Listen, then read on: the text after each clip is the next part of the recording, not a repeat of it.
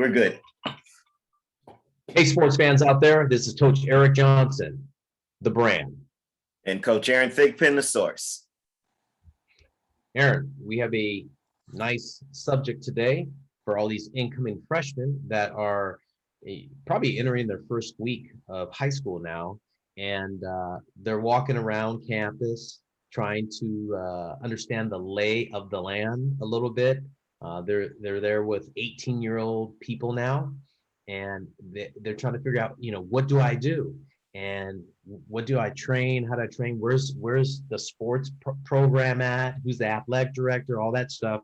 And what they really need to focus on right away and really get back to that narrow focus is, what do they need to do to make their high school team going into this, entering high school right now? They should be thinking about that.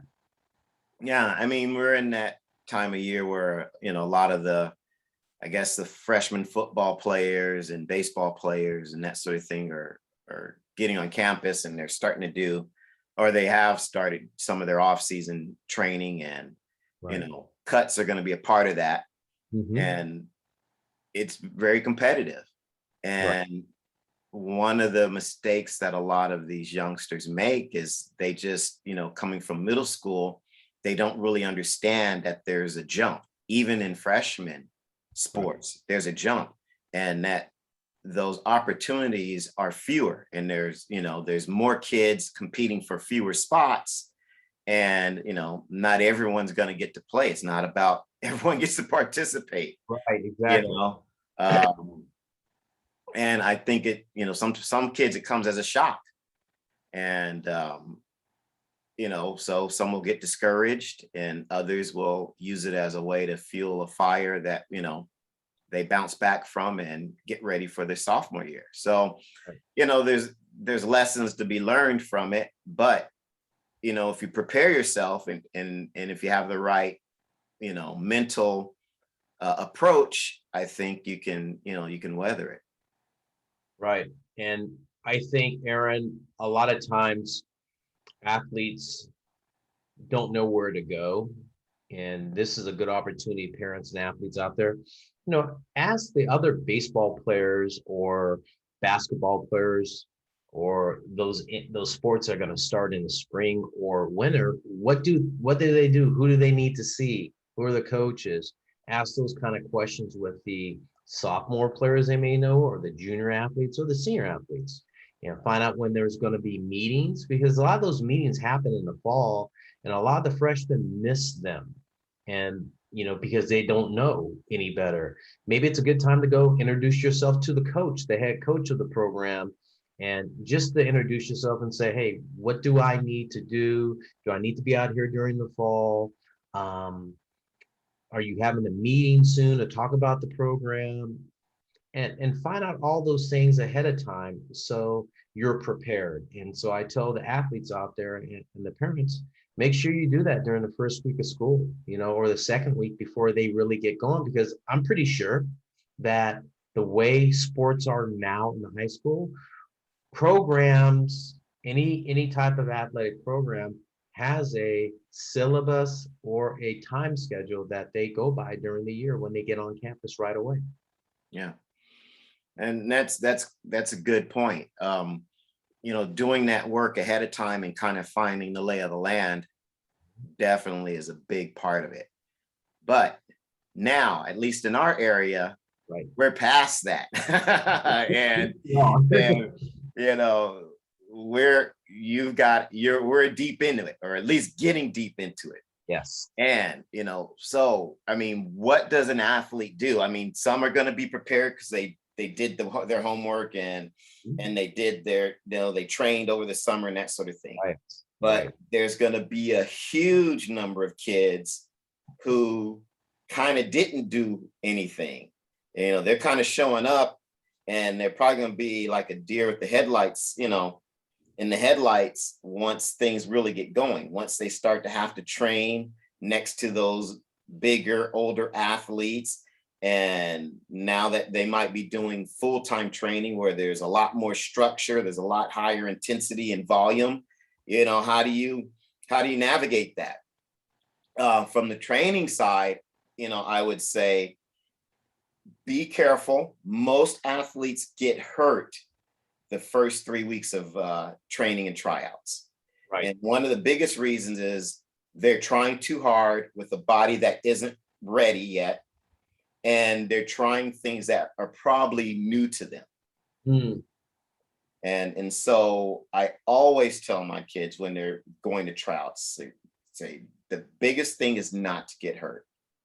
Because again, there's that pressure to keep up with older athletes or other athletes and compete. There's the pressure to impress the coaches, that sort of thing. And inevitably, I always have one or two kids come back and they've, strained their back because they're trying to max lift, or they've, twisted an ankle or tweaked their knee or pulled a hamstring doing sprints. So, obviously you can't just say, hey, coach, I'm not going to do this, I'm not going to do that.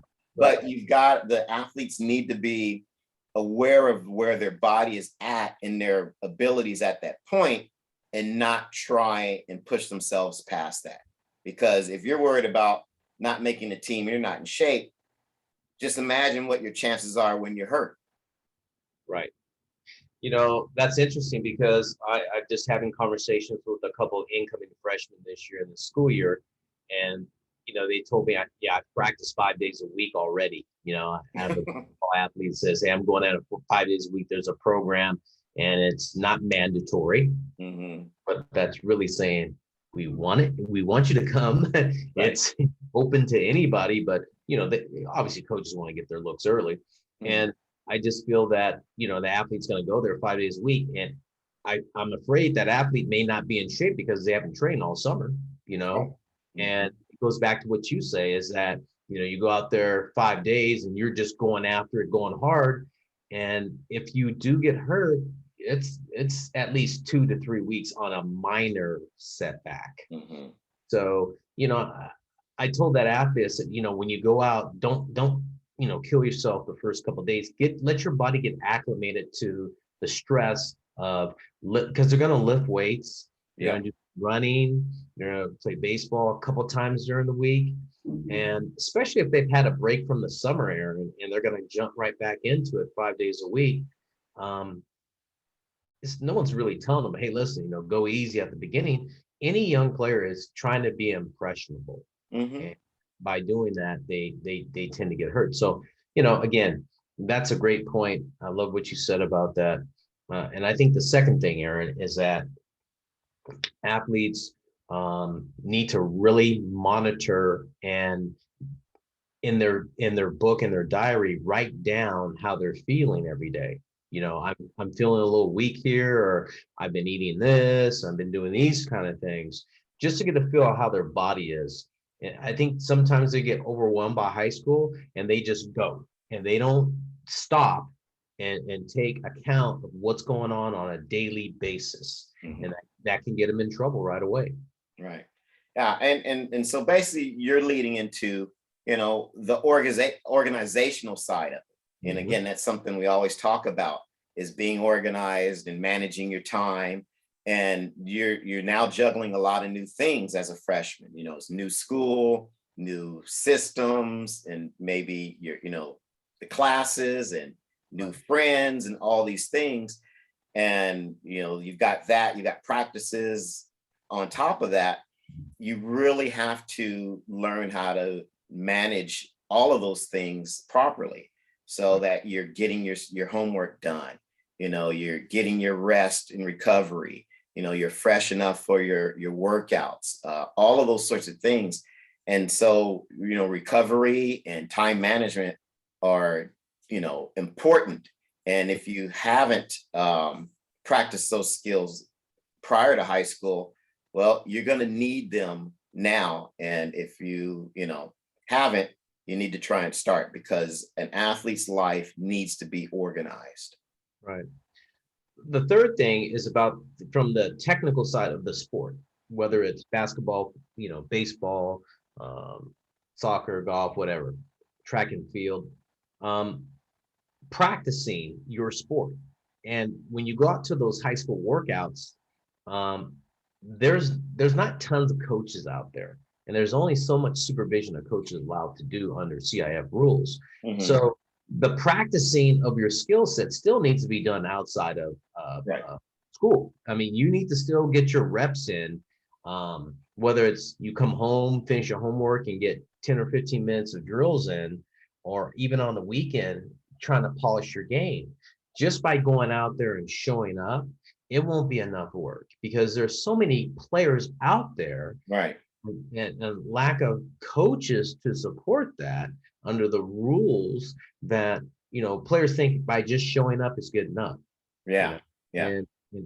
and all, for all purposes, it's not. You still have to put in that time of getting your repetitions for that sport in, and a timely fashion, but also in an organized fashion to where you can really benefit and keep improving. Because just by going out there doesn't mean you're improving. It's Right. got some trajectory where you're getting better, and you're watching that. That's why I think going home and practicing and videoing yourself and seeing if you're making those right moves technically, and the fundamentals that you're trying to get better at are important. Right.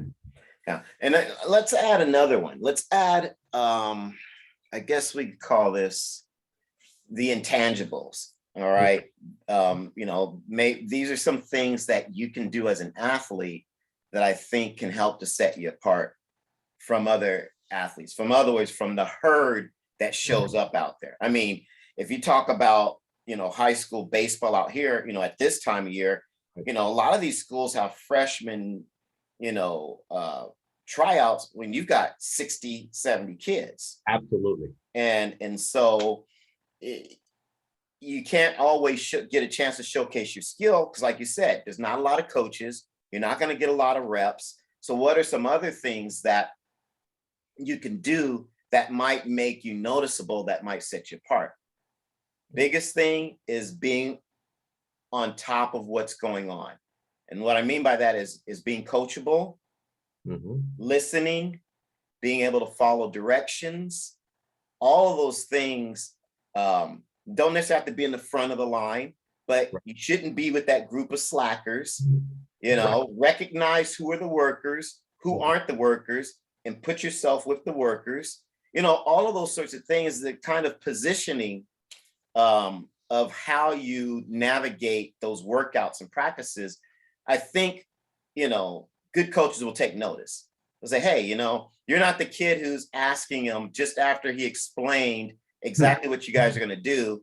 You're not the kid asking him, how many of these do we do, coach? Or what are we doing again, coach? Right. Or, you're the guy who everyone takes off to the left and you go right. you know, those things matter. They matter. And so you want to be on top of those things. And that takes no physical skill set.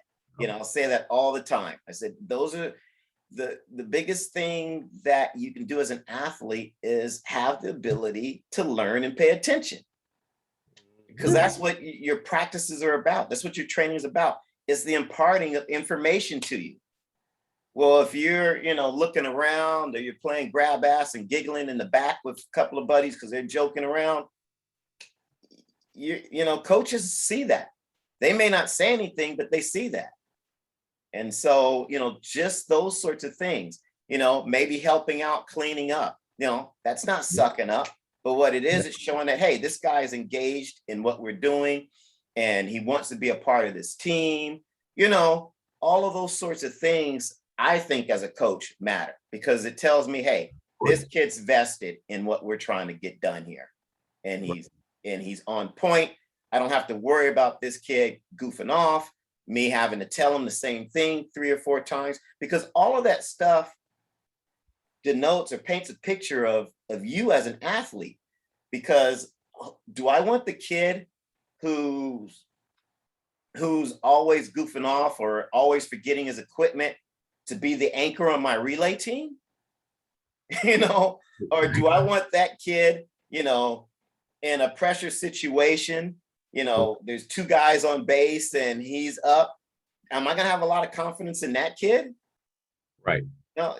So though you can extrapolate some things from how you kind of navigate your day-to-day activities uh, as to how an athlete might perform.